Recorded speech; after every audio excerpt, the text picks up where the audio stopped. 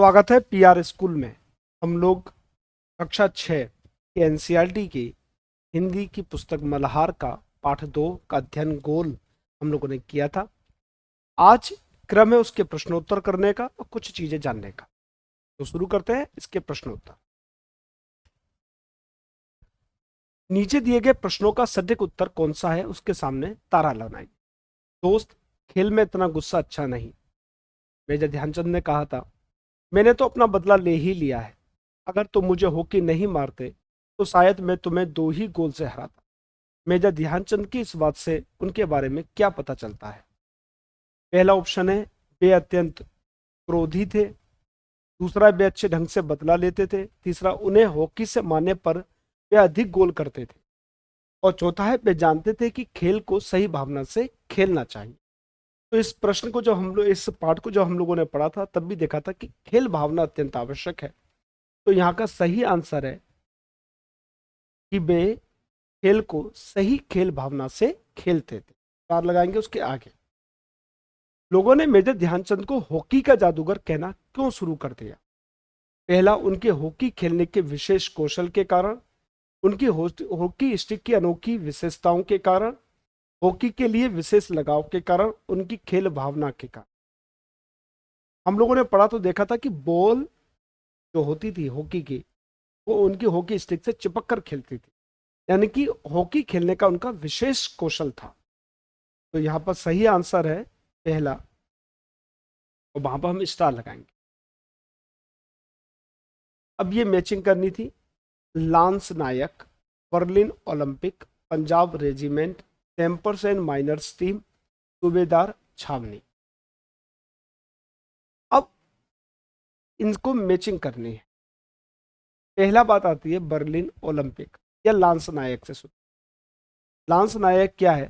भारतीय सेना का एक पद है।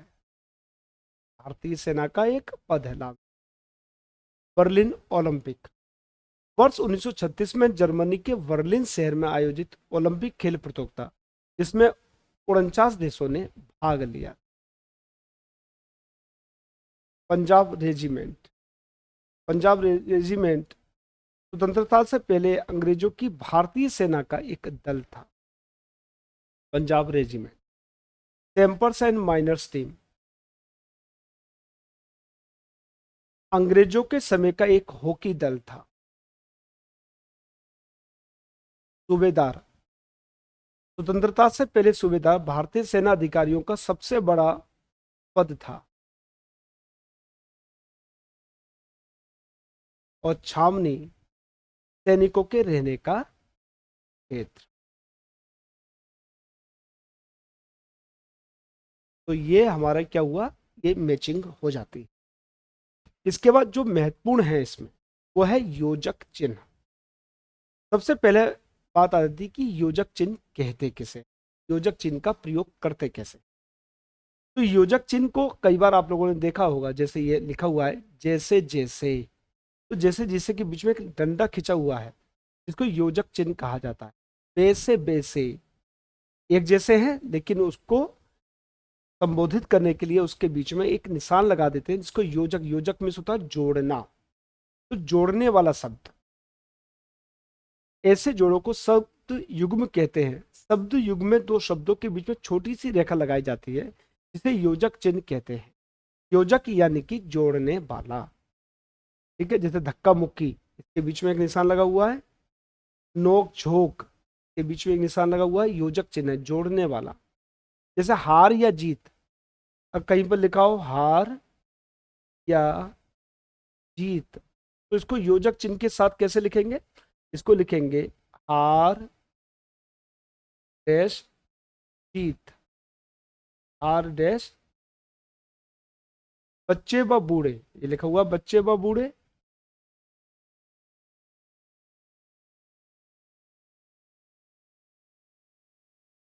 बच्चे व बूढ़े,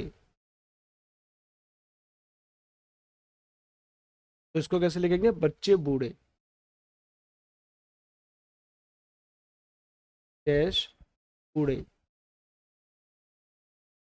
ये बूढ़े। ठीक है। जैसे योजक चिन्ह, योजक चिन्ह क्या होता है? जोड़ने वाला। योजक चिन्ह किसे कहते हैं? जोड़ने वाला।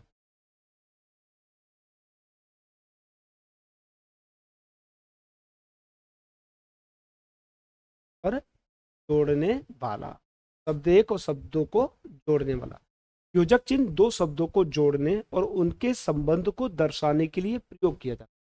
जैसे माता पिता, माता और पिता भी लिख सकते थे, देखिए हम माता पिता लिख सकते, दिन और रात भी लिख सकते थे, लेकिन हम इसको जोड़कर दिन रात लिख सकते।